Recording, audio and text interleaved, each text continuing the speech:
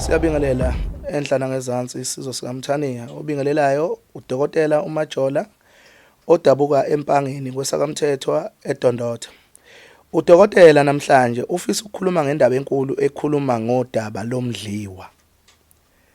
Yini uMdliwa? uMdliwa sikhuluma ngento esithi la ekhaya izinto azilungi. La ekhaya kuphela impuphu, la ekhaya imali asiboni ukuthi ishonaphi. La ekhaya kwakunemoto, la ekhaya kwakunemali, la ekhaya kwakunezitolo, la ekhaya kwakufuyiwe. La ekhaya kwakunayo yonke into ongayicabanga.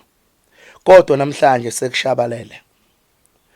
Uma sikhuluma ngomdliwa sikhuluma ngomuntu owahamba wayothatha isipoko thizeni sazomsebenzela isipoko thizeni wahamba lo muntu emhlabeni wadlula akangachazela ngisho yedwa ekhaya ukuthi kunento engahamba ngayoyilanda endaweni ethizeni anoqhubeka phekwayo bese uyasala lo mdliwa ngoba phela akasekho umuntu okuyena yena wayesimlandile sibulale kwasani sibhidlise kwasani sibe uhlupho. Uma sikhuluma ngomdliwa sikhuluma ngesipoko esathathiwa safakwa la ekhaya okungasisona sala ekhaya. Umuthi wena wenzela iti yomkhulu bakho noma wenza umsebenzi kufike sona kuqala idlozi ligcine limele uzwa kuthiwa idlozi lingaphandle kusuke kuyikhulunywa ngomdliwa.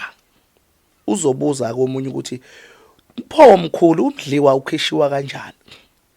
Umdliwa mekwenzeka kufika kuleso sikhathi ukuthi kufanele uyokhishiwa kuke kudingakala kuthathiwe izinto thizeni sishona emfuleni ohambayo siyolahla kube khona imbuzi emnyama thizeni nokunye engeke ngize ngikuchaze kakhulu kwimiti siyolahla umdliwa siyolahla leladloze libi siyolahla silikhiphele ngaphandle siphinde silibuyise selihlambulukile ngoba la ekhaya kwakukhona umkhulu wayephethe isikhwama thizeni noma kwakukhona ubaba wayenamakhumbi thizeni noma kwakukhona ubaba wayenezitolo owaphuma ngaphandle wayofuna into yangaphandle ukuba izomlikelela. Umdliwa uyingozi ngoba la ekhaya akekho umuntu oganayo. La ekhaya nidlala utshwala nonke. La ekhaya izinto zenu azilungi ngisho okodwa kuyabhidlika kunokuthi kwakheke izindlu ziwa phansi. Umdliwa uyingozi ke abantu bakithi. Kuke kufuna ukuthi umdliwa masuphumile wayobheka kube khona izindlela zokukhipha kuze impilo ibuyele esimeni. Sikhuluma ngesipoko esalandwa noma inyoka thizeni yalandwa ekhaya kwathiwa izobheka ekhaya. Udokotela uMaJola lo okhulumayo uyatholakala eindaweni zokuxhumana. Epageni lakhe udokotela uMaJola uyatholakala uDr MaJola la kwa Facebook.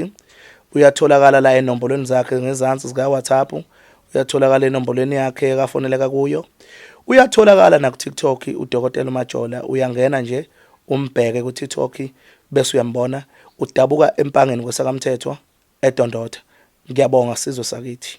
uNkulunkulu manigcine.